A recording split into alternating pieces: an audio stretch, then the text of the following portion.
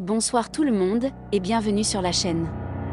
Aujourd'hui dans cette nouvelle vidéo nous allons vous parler une fois de plus de cette affaire de Dubaï Porta-Potty, et nous allons partager avec vous les véritables raisons qui poussent ces hommes arabes à commettre de telles atrocités sur certaines femmes. Alors comme d'habitude, bon visionnage. Mais avant de commencer s'il vous plaît, n'oubliez pas de vous abonner et activer la cloche de notification pour ne pas manquer nos prochaines publications. Top, c'est parti.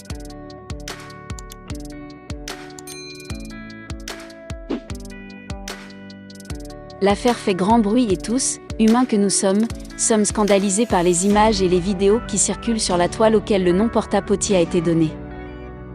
Pour résumer, il s'agit d'un véritable réseau de proxénètes qui convoient sur Dubaï, cette ville de deux mesures, celles qui se font appeler des coachs, des influenceuses, des instagrammeuses, des tiktokeuses, des miss, bref celles qui, à travers des images publiées sur les réseaux sociaux, exhibent une vie de luxe ou ont tendance à vivre leurs rêves au-delà de leurs moyens. Et les fameux influenceurs ne sont pas exclus du lot. À Dubaï, elles sont logées dans des hôtels de luxe, font leurs déplacements en voiture de luxe, mangent dans des restaurants huppés, font des balades en mer sur des yachts, font du shopping dans des magasins de marque après avoir fait un voyage sur Air Emirates en classe business. Contrat à l'appui, elles repartent dans leur pays d'origine les poches pleines de dollars et de présents de toutes sortes. Tout ceci est beau. Mais le revers de la médaille est le traitement que ces riches princes du Qatar leur infligent jusqu'au déshonneur et à la perte de dignité. Elles s'enferment ainsi dans un cercle vicieux avec l'épée de Damoclès suspendue sur leur tête.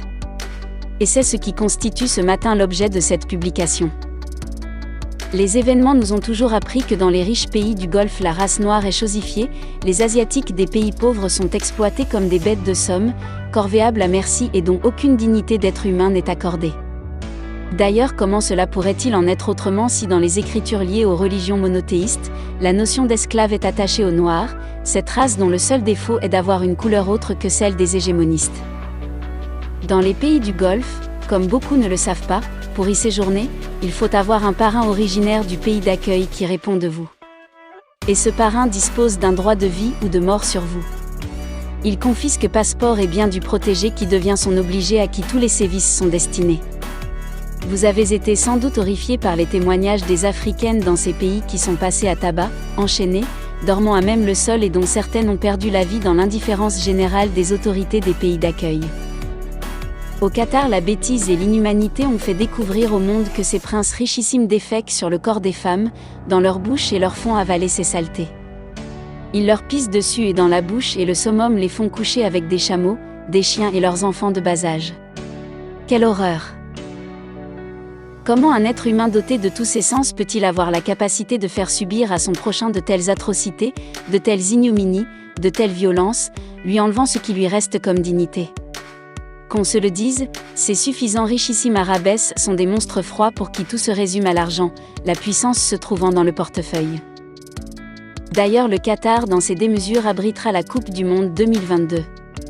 Et pour que ces stades soient prêts et aux normes, pays n'ayant aucun passé footballistique, il a fallu sacrifier pas moins de 1000 vies de Philippins, de Népalais, de Bangladeshiens, Bangladesh, etc. dans l'indifférence générale de la FIFA et du prince du Qatar Al Thani. Ce n'est pas parce que les ressortissants de ces pays sont pauvres, ce n'est pas parce que les Africains sont pauvres qu'on devrait leur faire subir de telles animosités.